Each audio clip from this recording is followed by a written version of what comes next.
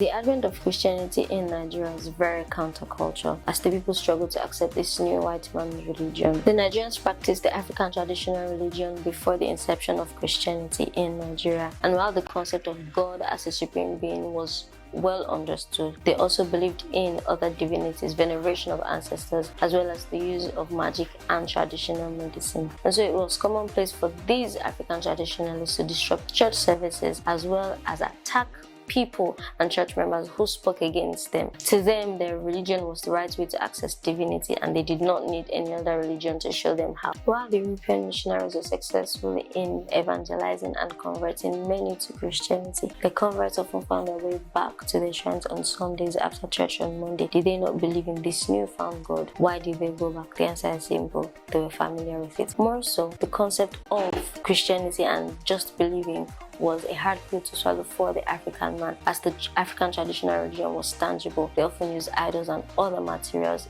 in their worship. The Nigerian Christians needed more than just believing. They needed power, authority, protection. This Christianity was too Eurocentric for them, as it often alienated them from their culture and people, and did not account for how they previously interacted with deity. They were just putting back the pieces of their communities together after a season of slave trade. So they needed a Christianity that regarded them as God's people, free of racial subjugation, encouraged their communal living, and resisted colonial structure. They needed a Christianity that was indigenous, that is, a Christianity for Africans, by Africans. Like one of our hymns says, Bí Orílẹ̀-èdè ènìyàn dúdú àti kàwá sí ewéko, ṣùgbọ́n àwa ní bàbá kan lókè tó mọ̀ pé iṣẹ́ rẹ̀ ni wá. They needed more than religion offered. They needed their God. The global epidemic hit the world, including West Africa, in 1918 and took a devastating toll on the people. People died like chickens and help was nowhere. Like shepherdless sheep, they wandered, lost and hopeless, as the missionary churches had shut down to prevent the spread of the diseases. Even the traditional doctors were overwhelmed and could barely offer any help. This necessitated the rise of church members who gathered to pray outside the church buildings and in people's houses for fellowship, despite the restrictions. This cascaded into the Aladura movement and led to the rise of African Pentecostalism and prophets. Moses Orimolade, one of the men at the forefront of African Pentecostalism, was born to a herbalist and warrior family in the town of Ikare, Ondo State. His pregnancy and birth were mysterious, as he was said to have spoken to his mother during her pregnancy and even walked on the day that he was born. But his father quickly stopped him with a charm and made him lame for a greater part of his life. As a young lad, he was known for singing songs that no one had ever heard, even before he became a Christian, although he would later become baptized and confirmed into the Anglican Church, formerly known as the Christian Missionary Society. Orimolade fell ill almost to the point of death for 7 years, and just as his family gave up on him, the Lord visited him in a dream and gave him 3 gifts. 1.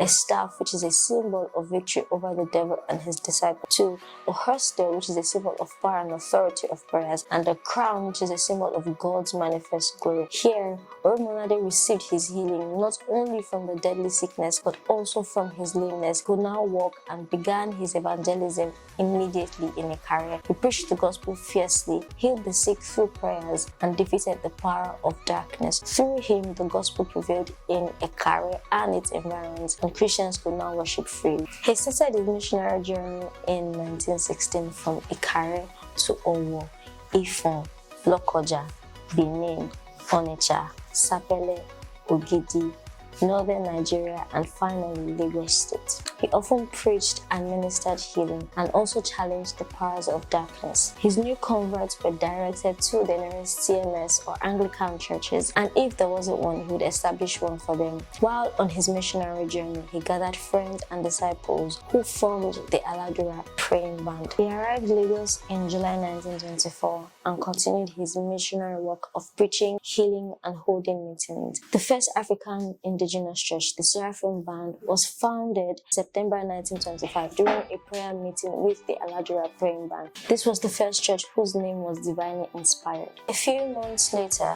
the name Cherubim was added, as it was to be named after the twin angels, the cherubs and the seraphs, and the group became Ebromimoti Cherubim àti Seraphim, founded by Moses Orimolade and Christian Abiodun Akinshonwo, the young lady he had healed in Lagos, who became his spiritual daughter and ministry partner. The church was focused on prayer, healing, as well as evangelism, and they went as far as refusing traditional and modern medicine but totally relied on the power of prayers for healing. The church grew in number and many came from far and wide for healings, and it spread to other towns such as Ogun, Ondo, and Ibadan. In less than 4 years of establishing the church, conflicts started to arise, which led to various schisms among the founding members. The first of which was Christian Abiodun Akenshaw, who formed the Cherubim and Seraphim Society, while Moses Orimade's faction was named the Eternal Sacred Order of the Cherubim and Seraphim Church. Other factions led by other founding members also emerged. An effort to reconcile these factions proved abortive. Unfortunately, the difference could not be reconciled before the death of Moses Orimolade in 1933. These schisms led to a division of the church, as well as its rapid spread across the country and the world, as the different fractions established the Cherubim and Seraphim churches in different cities. Moses Orimolade led a celibate life and had no wife or children before he died in 1933. In an attempt to unify the different factions and independent brands, the Cherubim and Seraphim Unification Church of Nigeria was created in 1986 after many failed attempts to unify them under the same umbrella. The white garment churches from inception have been largely misunderstood and face numerous criticisms from many. These will be discussed in the episodes to come.